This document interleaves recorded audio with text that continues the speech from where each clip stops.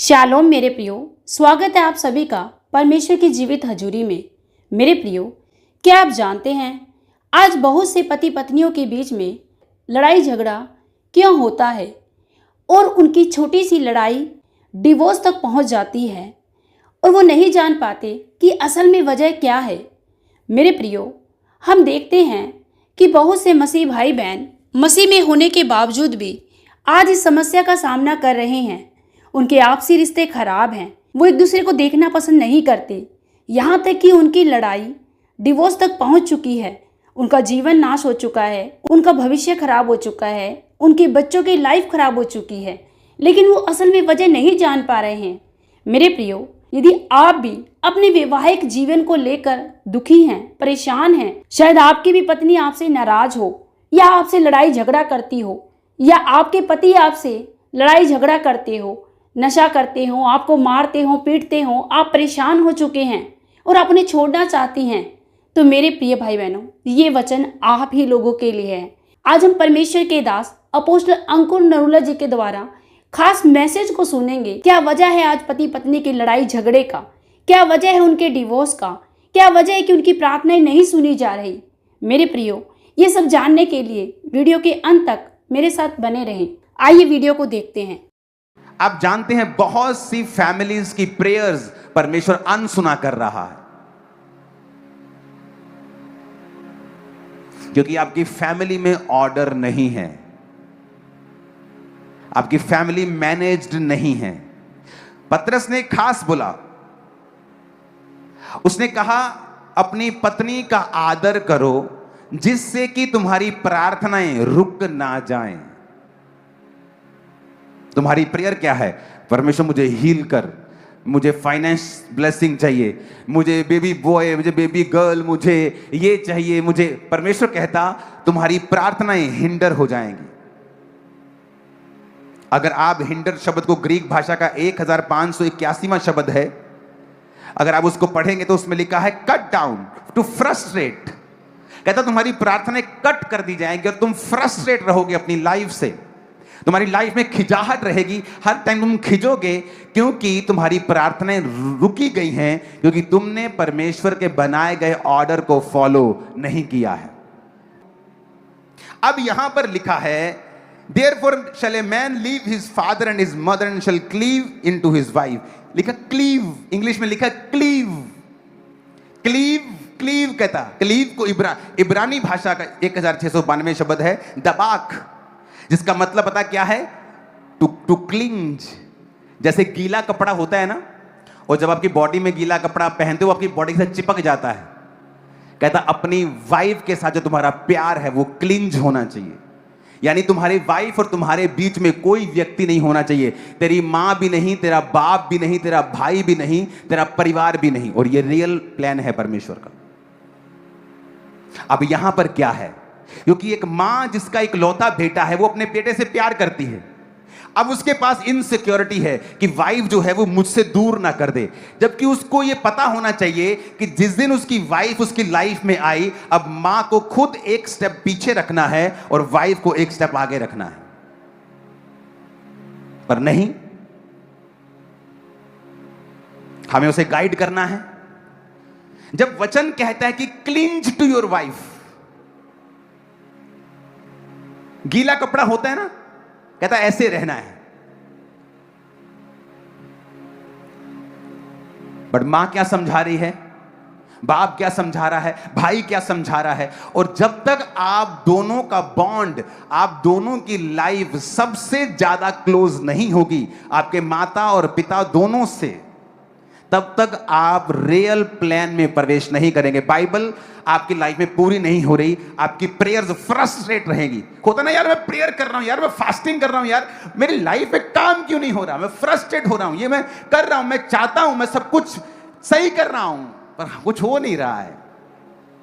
परमेश्वर ने कहा cling to your wife, adhere to your wife, join together, keep fast, overtake, pursue hard, stick to your wife. अब मां को यह चाहिए कि वो एक कदम पीछे हटे और अपनी बेटे को खुद अपनी पत्नी के क्लोज होने के लिए, और पत्नी की मां को चाहिए कि सारा दिन फोन पर चुगलियां करके उसको पति के खिलाफ करने की बजाय वो हेल्प करे कि वो पति के करीब जाए। क्यों? क्योंकि जब वो दोनों एक होंगे तभी ब्लेसिंग उतरेगी, नहीं तो नहीं उतरेगी। अगर आपकी सासू मां और आपकी मां ये काम नहीं कर रही हैं तो वो एक्चुअल में आपका नुकसान कर रही हैं, और जब वो आपका नुकसान कर रही हैं वो अपना नुकसान कर रही हैं, वो अपने गर्भ का नुकसान कर रही हैं, अपने घर का नुकसान कर रही हैं, ये समझ के कि वर्ड ऑफ गॉड क्या कहता है। फिर से पढ़ेंगे, आता है वो दो नहीं एक तन है, जिसे परमेश्वर ने जोड़ा है उसे मनुष्य अलग ना करे। अब हुआ क्या? बेटी ने फोन किया, वो मेरी बन नहीं रही उसके साथ, अब मां कह रही तू हो जा बखरी। अब बेटा गया मां के पास, बेबी नहीं हो रहा तू हो जा बखरा। अब उसे वचन नहीं पता। क्यों समाज में आज, क्यों फैमिलीज में इतना कयोस मचा हुआ है, इतनी खिचड़ी रायता फैला हुआ है, इतनी मुसीबतें हैं, समस्याएं हैं? क्योंकि आज ना तो वचन की समझ है, ना हम ये समझ पा रहे कि बाइबल इस विषय में क्या कहती है। बाइबल में लिखा है, यीशु मसीह ने कहा जिसे मैंने जोड़ा है उसे मनुष्य अलग ना करे। जब आपकी मां आपकी पत्नी से आपको अलग करना चाहती है, उस पर भी परमेश्वर का कर्स आता है। जब आपकी सासू मां आपकी पत्नी को आपसे अलग करना चाहती है, उस पर भी परमेश्वर का श्राप आता है। आपको नहीं पता, क्योंकि यीशु ने कहा जिससे मैंने जोड़ा है उससे तुम अलग, मनुष्य अलग ना करे। अगर आपके पति ने आपको मारा है, कुछ देर के लिए अलग हो जाएं ताकि वो आपको नुकसान ना पहुंचा सके, पर इसके कारण आप उससे डाइवोर्स नहीं ले सकते हैं। डाइवोर्स लेने का एक ही रीजन है बाइबल में, अगर आपका पार्टनर किसी दूसरे के साथ चला जाए, गलत काम करे, व्यभिचारी बन जाए, तो ही आप अपने पार्टनर को त्याग सकते हैं। और अगर आपकी माता को या पिता को या भाई को नहीं पता है और वो छोटी छोटी बात पर आपकी पत्नी के खिलाफ आपके दिमाग में चीजें भर रहे हैं, आपके पति के खिलाफ आपके दिमाग में चीजें भर रहे हैं, वो भी वचन को तोड़ रहे हैं और उन पर भी कर्स आ रहा है, और आप भी समझ नहीं पा रहे हैं कि मुझे क्या करना है, मैं अपनी जिंदगी में कामयाब कैसे हूं। आप मेरी बात समझ पा रहे हैं कि नहीं? अब यहां पर परमेश्वर ने क्या कहा? For the husband is the head of the wife, even Christ is the head of the church. कि जो पति है पत्नी का सिर है, जैसे मसीह कलीसिया का सिर है और स्वयं ही देह का उद्धार करता है। Therefore, as the church is subject unto Christ, जिस तरह कलीसिया मसीह के अधीन है, पत्नियां भी हर बात में अपने पति के अधीन रहें। कितनी बातों में? कितनी बातों में? हर बात में। मेरी और मेरी पत्नी के बीच में एक भी अनसॉल्व्ड इशू नहीं है, एक भी कपड़े पहनने से लेके, बाहर आने जाने से लेके, बच्चों से लेके, फ्यूचर से लेके, फाइनेंस से लेके, एक भी इशू नहीं है जहां हम बोले कि नहीं मैं इससे सहमत नहीं हूं, क्योंकि इसमें हमारी भलाई है। यहां पर लिखा है कि हर बात में अपने पति के क्या रहना है? अधीन रहना। पतरस ने बड़ा अच्छा लिखा, उसने कहा तुम्हारी प्रार्थनाएं हिंडर हो जाएंगी, फ्रस्ट्रेट हो जाएंगी, कट डाउन हो जाएंगी। कि तुम प्रेयर कर रहे हो कि तुमने एक घर बनाया, किसी ने काट दिया, तुमने एक मंजिल खड़ी की, किसी ने काट दी, तुमने कुछ खड़ा किया, किसी ने काट दिया। कहते तुम्हारी प्रार्थनाएं लगातार कट डाउन होती जाएंगी, क्योंकि तुमने औरत को निर्बल पात्र समझकर उसका आदर नहीं किया। आदर का मतलब यूनानी भाषा में टाइम, वैल्यूएबल चीजें उसको देना अपनी औरत को। अब ध्यान से समझना, आगे बढ़ेंगे। 28 आयत से पढ़ेंगे। इस प्रकार उचित है कि पति अपनी पत्नी से अपनी देह के समान प्यार करे। जो अपनी पत्नी से प्रेम रखता है वो अपने आप से प्रेम रखता है, क्योंकि किसी ने अपने शरीर से बैर नहीं रखा वरन उसका पालन पोषण करता है, जैसा मसीह भी कलीसिया के साथ करता है। इसलिए हम उसकी देह के अंग हैं। इस कारण मनुष्य अपने माता पिता को छोड़कर अपनी पत्नी से मिला रहेगा, वो दोनों एक तन होंगे। कितनी बार देखो सेम वर्स बाइबल में आपको बार बार बार बार बार बार मिलती है। एक ही वर्स आपको बार बार मिलती है बाइबल में। क्यों परमेश्वर ने ऐसा बार बार लिखा है? एक ही चीज। 29 आयत फिर से हम पढ़ेंगे, उसमें लिखा है चेरिश इट, चेरिश करता है। जब आप नरिश को पढ़ते हैं रियल बाइबल में, जिस भाषा में बाइबल लिखी गई थी, उसका मतलब है काई। और जब आप चेरिश को पढ़ते हैं उसका मतलब है implication, to cherish, to pamper. बच्चों को पैम्पर करते हैं ना, हस्बैंड को बोला है वाइफ को पैम्पर करने के लिए। आप हैरान हो जाएंगे, बाइबल में देखो कितनी डीप बातें लिखी हैं, चेरिश करने के लिए। और स्पेशल लिखा है ग्रीक भाषा का 5142वां शब्द, क्योंकि ये जो शब्द था नॉरिशित, पालन पोषण, ये आया है एक ट्रेफो से। और एक ट्रेफो शब्द लिया गया है ट्रेफो से, जो 5142वां शब्द है, जिसका मतलब है implication to cherish with food, pamper, bring up, feed, nourish. कभी अपनी पत्नी को कभी उसकी फेवरेट डिश बनाकर खिलाई है आप लोगों ने? आपने अपनी पत्नी के ऊपर कभी इन्वेस्ट नहीं किया, आपको लगता है शादी हो गई छोड़ो। और ये आदमी की सबसे बड़ी भूल है और बेवकूफी है। उसे लगता है औरत दिन रात बस गधों की तरह खाना बना के मुझे खिलाई जाए, बस मैं खाता जाऊं, जानवरों की तरह खाता जाऊं। और वचन क्या कहता है? कहता जिस तरह मसीह ने तुम्हारा पालन पोषण किया है, तुम भी, कहता उसका क्या करो, but nourish it and cherish it.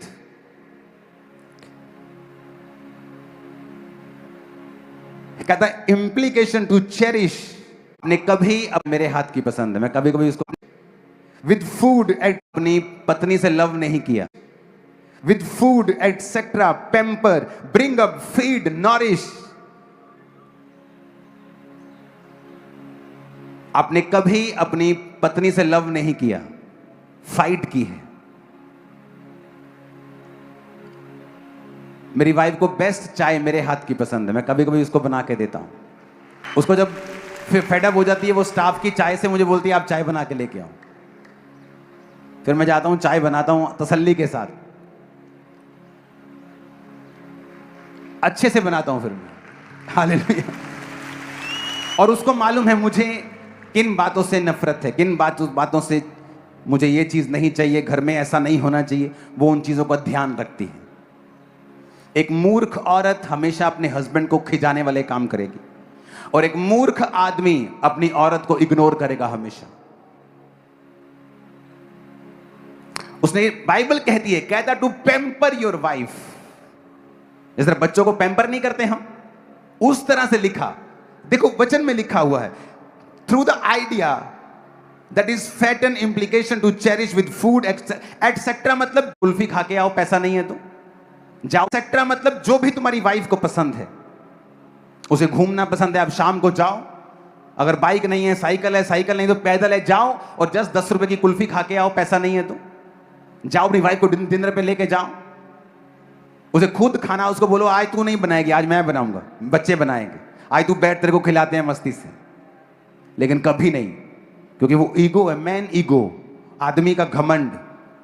और नुकसान किसका हो रहा है? उसी आदमी का जो घमंड करके बैठा है, उसी का नुकसान हो रहा है। इसलिए वो आदमी फ्रस्ट्रेट है। आज वो फ्रस्ट्रेशन में दारू पी रहा है, बाहर जा रहा है, दोस्तों के साथ मिल रहा है, उसे लगता है कि ये फ्रस्ट्रेशन निकालने का तरीका है, और एक आधा घंटा से दारू पी के अच्छा लगता है, लेकिन सुबह वही फ्रस्ट्रेशन, फिर से वही फाइनेंस में फ्रस्ट्रेशन है, लाइफ में फिर वही फ्रस्ट्रेशन है। ऐसे अगर प्रेयर कर रहा हूं लेकिन जवाब नहीं आ रहा, क्योंकि तुम्हारी प्रार्थनाएं काटी जा रही हैं कॉन्टिन्यू डेवल के द्वारा, क्योंकि वो वचन की गहराई को जानता है। जैसे ही तुम्हारा पति तुम्हें पैम्पर करता है, तुम्हारी मां बीच में आ जाती, ले तू उन्हें सिर ते चढ़ा लेना हुणे। आप देखो शैतान कैसे काम करता है। और अगर वो हस्बैंड को ये मालूम नहीं है कि मुझे ये करना है और ये नहीं करना है, वाइफ को पता नहीं है कि मुझे ये करना है या नहीं, कोई मुझे क्या कहे मुझे कोई मतलब नहीं पड़ता, मुझे ये मालूम होना चाहिए कि परमेश्वर क्या कहता है। अगर उसका वर्ड ये कहता है कि मुझे करना है तो मुझे करना है, मेरे रिश्तेदार क्या कहते हैं मुझे कोई मतलब नहीं है। कोशिश करो आपकी और आपकी वाइफ के जो अनसुलझे इश्यूज हैं वो आप आपस में सॉर्ट आउट कर लो, क्योंकि जब वो इज्जत बाहर जाती है, चाहे वो आपके क्लोज फैमिली मेंबर्स क्यों नहीं हो, वो इसका फायदा उठाते हैं और शैतान इसका फायदा उठाता है। मैं आपको बता रहा हूं, आज आप डिलीवर हो रहे हैं। आपको अपना अपना रोल अगर समझ नहीं आया, और अगर एक औरत मर्द की तरह बिहेव करेगी, वो लीड करने की कोशिश करेगी, हस्बैंड को चुप कराने की कोशिश करेगी, वो हस्बैंड को चुप नहीं करा रही, वो गॉड को चुप करा रही है, क्योंकि वो उसके मुंह से बोलता है और उसने उसको सिर उसका ठहराया है। तो अगर हम अपनी अपनी जगह नहीं समझेंगे कि मेरी जगह कहां है, तो हम अपनी जिंदगी में कभी भी कामयाब नहीं हो पाएंगे। उसने कहा pamper your wife, give time, give valuable things to her. उसके लिए समय को निकालना है, उसकी फेवरेट चीजों को करना है। कभी कभी, कभी कभी क्या, रोज भी कर सकते हो। कुलस्सियों 3 उसकी 18 से 20 आयत को हम पढ़ेंगे। हे पत्नियों, जैसे प्रभु में उचित है अपने पति के अधीन रहो। हे पतियों, अपनी पत्नी से प्रेम करो और उससे कठोरता ना करो। वचन हमें बार बार ये बातें सिखाता है, और अगर हम फिर भी इसे नहीं समझेंगे तो फिर हमारी प्रार्थनाएं हिंडर होंगी। हमें समझ नहीं आएगा कि हमने क्या करना है, कैसे करना है, हमारी जिंदगी में ये प्रॉब्लम क्यों है, मेरी लाइफ में ये प्रॉब्लम क्यों है, मेरी जिंदगी में ये क्यों नहीं हो रहा है। ये होगा क्योंकि आप बाइबल के जो नियम हैं उन वचनों को आप ब्रेक कर रहे हो। अगर आप पत्नी को गाली दे रहे हो तो आप अपने आप को गाली दे रहे हो। वो गाली आपको लग रही है क्योंकि आप एक हैं, दोनों दो नहीं हैं। और परमेश्वर ने कहा जब तुम जुड़ गए हो तो मेक श्योर तुम्हारा मन एक हो, ताकि तुम्हारी प्रार्थनाएं जो जाएं वो एक मन से जाएं, 2 इंजन ना हो, एक इंजन हो, ताकि तुम्हारी गाड़ी आगे बढ़ सके। और ये कर्स है लोगों की लाइफ में। बहुत सारी फैमिलीज में कर्स मैंने देखा है, क्योंकि वो औरत जो है वो फैमिली पे कब्जा करना चाहती, वो गाइड करना चाहती, वो पति को चुप करा के रखना चाहती है। और मैंने देखा है उस परिवार को, उस परिवार ने सफर किया है, उनके बच्चों ने सफर किया है। उन बच्चों की जब शादियां हुई वो अपनी शादियों में कामयाब नहीं हुए इतना, और उनके आगे बच्चे देखे मैं जानता हूं उन लोगों को, बहुत बूढ़े हो गए हैं वो, लेकिन मैं उनकी स्टोरीज को जानता हूं। और ये कर्ज फॉलो कर रहा है पीढ़ी दर पीढ़ी, क्योंकि एक व्यक्ति ने जब वचन को तोड़ा वो वैसे ही लोगों को पैदा करता गया जो आगे उसके जैसे हैं, और वैसा ही पैटर्न पूरी फैमिली में फॉलो कर रहा है। हालेलुया। आज एक मां का काम है कि वो वाइफ और हस्बैंड के बीच में दीवार ना बने, बल्कि उनको करीब आने का कारण बने, और प्रभु उसको भी ब्लेस करेगा। सास का काम है कि वो करीब आने का काम करे, उनके करीब उनको जाने दे, उसको छोड़ दे।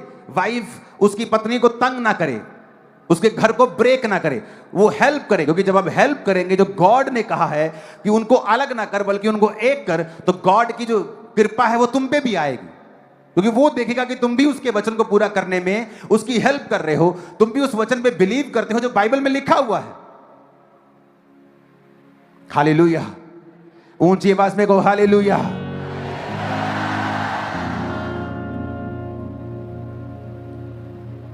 कितनी इन बातों को समझ रहे हैं? आपको ये बात समझ आनी चाहिए कि जिस दिन आपकी पत्नी आपके साथ मिली, आप एक हो चुके हैं। अब यहां का हिसाब है, अगर पत्नी के घर में कोई प्रॉब्लम है, उसके पिता को कोई प्रॉब्लम है, या उसकी मां को कोई प्रॉब्लम है, पत्नी की मां को, तो हस्बैंड और उसकी फैमिली का पूरा जोर होता है कि हमारे घर से 1 रुपया भी वहां नहीं जाएगा। क्यों? क्योंकि ये रीत है। किसने बनाई ये रीत? कभी सोचा है? वो पत्नी जो तुम्हारे लिए बच्चे पैदा कर रही है, तुम्हें खिला रही है, पिला रही है, तुम्हें बना रही है, सारा अपना घर छोड़कर तुम्हारे साथ है, तुम उसकी फैमिली की हेल्प नहीं कर पा रहे हो। तुम्हारे जैसा कंजूस और निकम्मा आदमी और कोई नहीं। आदमी को ऐसा सोचना चाहिए और औरत को सोचना चाहिए कि उसका पैसा वेस्ट ना हो, क्योंकि कई घरों में मैंने ये भी देखा है कि मां को जरूरत नहीं है, फिर भी वो अपनी बेटी को बार बार बोलती मुझे ये चाहिए, मुझे ये चाहिए, और प्रेशर रखती है अपने बेटी के ऊपर और वो अपने हस्बैंड के ऊपर, जबकि उसकी मां को ऐसी कोई जरूरत नहीं। तो बैलेंस होना चाहिए हमारी लाइफ। जिससे आप प्यार करते हो, जिस औरत से आप प्यार करते हो, जो आपके वंश को पाल रही है, जो आपके संग है, क्या आप में इतनी भी ह्यूमैनिटी नहीं है और इतना प्रेम नहीं है कि आपको आपकी औरत रो रही है क्योंकि उसकी मां बीमार है और आपको कोई फर्क नहीं पड़ रहा, आप उससे प्यार नहीं करते हैं? मैं आपको दावा कर सकता हूं। ऐसा कैसे हो सकता है कि एक व्यक्ति जिससे आप प्यार कर रहे हो और उसकी मां बीमार हो, या उसका बाप बीमार हो, या उसका भाई बीमार हो, और आपके पास एक्स्ट्रा पड़ा है और उनके पास कुछ नहीं है और आप फिर भी देने के लिए तैयार नहीं? अगर आपके पास पैसा नहीं भी है, आप अपने कंपैशन को दिखा सकते हैं, अपने प्रेम को दिखा सकते हैं, विजिट कर सकते हैं, प्यार कर सकते हैं, हक कर सकते हैं, चार बातें बोल सकते हैं। अरे कुछ तो करो, क्योंकि तुम अपनी पत्नी से अगर प्रेम करोगे, तुम्हारी पत्नी का जो है तुम उससे भी प्यार करोगे।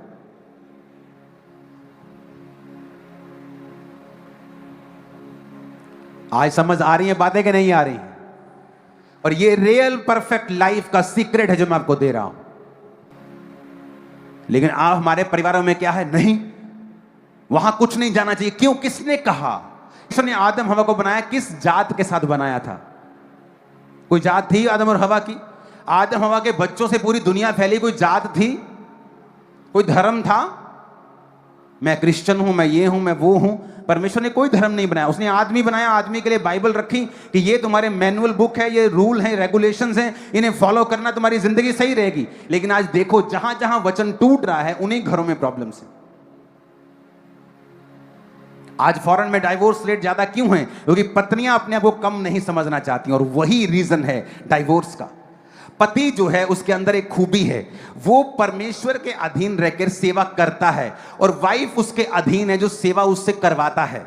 और जब या तो वो सेवा करता है या करवाता है, लेकिन जब वो किसी व्यक्ति को अपने आमने सामने खड़ा देखता है कि वो उसके सामने उसका सामना कर रही है, वो उससे लड़ता है। या तो वो सेवा करता है या करवाता है, तो या वो लड़ता है। जब वाइफ सरेंडर नहीं होती, फिर वो लड़ता है, फिर वो फाइट करता है, क्योंकि ये उसके ब्लड में परमेश्वर ने उसकी प्रोग्रामिंग इस तरह से की। और जब आप जिसकी प्रोग्रामिंग इस तरह से की है उसे चेंज करने की कोशिश करेंगे, आप फ्रस्ट्रेट हो जाएंगे, क्योंकि वो चेंज नहीं होगा। आप औरत के लिए लाखों रुपए के गिफ्ट ले आओ, उसे समझ नहीं आएगी जब तक आप मुंह से नहीं बोलेंगे कि मैं तुमसे प्यार करता हूं। ये उस तरह से बनाई गई है, शब्दों से ही इसको समझ आती। शैतान ने कैसे बहकाया औरत को? शब्दों से।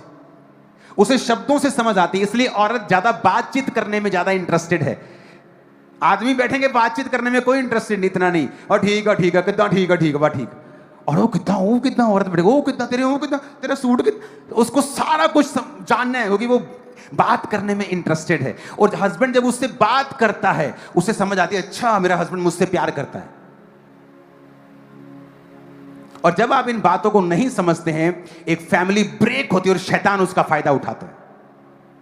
कितने मेरी बातों को समझ रहे हैं? हस्बैंड को परमेश्वर ने बनाया ही इस तरह से है कि या तो वो सेवा करता है या वो अपने अधीन सेवा करवाता है, यानी या वो अपने साथ अपने लोगों को अपने अधीन देखता है। वो आमना सामना जब देखता है वो फाइट करता है, क्योंकि ये परमेश्वर ने बनाया है उसको ऐसा। आप उसको चेंज नहीं कर सकते। जब आप चेंज करने की कोशिश करेंगे एक दूसरे को, आप फ्रस्ट्रेट होंगे, क्योंकि वो उनके ब्लड में, उनके सॉफ्टवेयर में नहीं है। आप ब्लेस हो। आज ने आपको सबमिट करना है परमेश्वर के सामने। एक रियल मैरिज का जो सेंटर है, मैं आपको बताता हूं। आपको क्या लगता है जो क्रिश्चियन हैं उनके जीवन में प्रॉब्लम्स नहीं होती, या उनके लड़ाइयां नहीं होती, या उनके तकरार नहीं होते हैं। लेकिन मैं आपको बताता हूं, अगर आप क्रिश्चियन हैं और गॉड आपका सेंटर है और वचन आपका सेंटर है और आप खुदा की सेवा करने के लिए अपने आप को सबमिट कर चुके हैं, तो होता क्या है, जब आप लोगों में तकरार होती है, क्योंकि आपका सेंटर परमेश्वर है, तो वो चीजें जो आम लोगों के लिए बड़ा एक हवा बन सकती हैं, आपकी लाइफ में वो आपके माइंड और स्पिरिट को हिट नहीं करते। ये गहरी बात मैं आपको बता रहा हूं। आपका जब सेंटर क्राइस्ट है कि आपको भी सेवा करनी है, चर्च जाना है, संडे खुदा का काम करना है, आपको बोना है, आपको प्रेयर करनी है। आपकी वाइफ का भी सेंटर ये है कि मुझे चर्च जाना है, खुदा का काम। अगर आपका सेंटर सेम है, गॉड है, आप सबमिशन आपने गॉड के सामने रखी है। अगर क्राइस्ट के सामने आदमी सबमिट नहीं है, अपनी वाइफ से आप एक्सपेक्ट ना करें कि वो भी आपके सामने सबमिट रहे।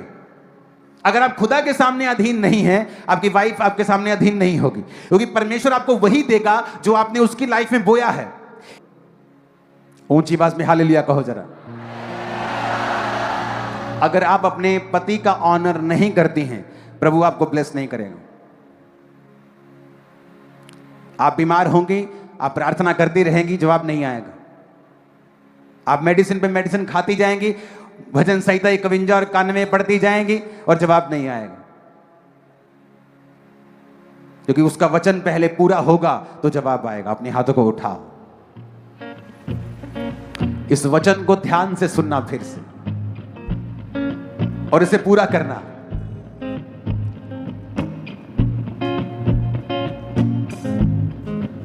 हस्बैंड्स, आपने अपनी वाइफ को कभी जिसने पैम्पर नहीं किया, उसकी फेवरेट डिश बना के नहीं खिलाई, उसको घुमाने नहीं लेके गए, आप मुझे अपनी सेल्फीज भेजेंगे कि आपने अपनी पत्नी के साथ प्रेम किया है, उसको घुमाने लेके गए। आप अपनी फैमिली फोटोज मुझे भेजेंगे, मैं सीरियस हूं इस बात के लिए। आप अपनी फैमिली फोटोज भेजेंगे कि आज इकट्ठे होकर हम खाना खाने के लिए गए हैं, हमने अपने इश्यूज सॉल्व किए हैं। और मैं आपको बता रहा हूं, आपको ये कई बार आपको नॉर्मल लगेगा, लेकिन इसका असर होगा, बीमारियां आप पर कब्जा न कर पाएंगी इन जीसस नेम। हालेलुया। मेरे प्रियो, मुझे विश्वास है कि आज के संदेश ने आपने अपने जीवन में बहुतायत से आशीष और बरकत को पाया है।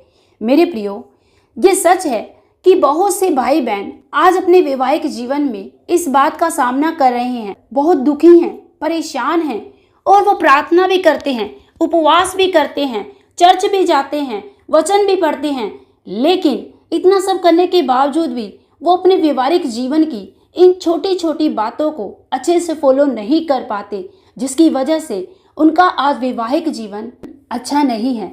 मेरे प्रियो, आज इस संदेश से आप अपने जीवन में जांचिए कि क्या हमारे वैवाहिक जीवन में बैलेंस है या नहीं। क्या हमारा वैवाहिक जीवन आज वचनों के अनुसार है या नहीं। क्या हम परमेश्वर के वचनों के अनुसार अपने वैवाहिक जीवन को चला रहे हैं। क्या हम अपनी मनमानी कर रहे हैं। क्या हम अपने रिश्ते के बीच में प्रभु यीशु मसीह को अपना मुख्य केंद्र बनाकर रखे हैं। क्या हम अपने ईगो को बीच में लेकर आ रहे हैं।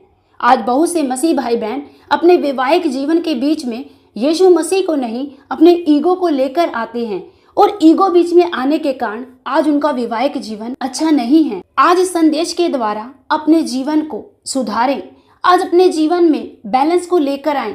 आज अपने जीवन में मसीह यीशु को अपना केंद्र बिंदु बनाएं और परमेश्वर के वचनों के अनुसार अपने वैवाहिक जीवन को संवारें। हालेलुया। परमेश्वर पिता इस वचन के द्वारा आप सभी को बहुतायत से आशीष और बरकत दे। सबको जय मसीह की।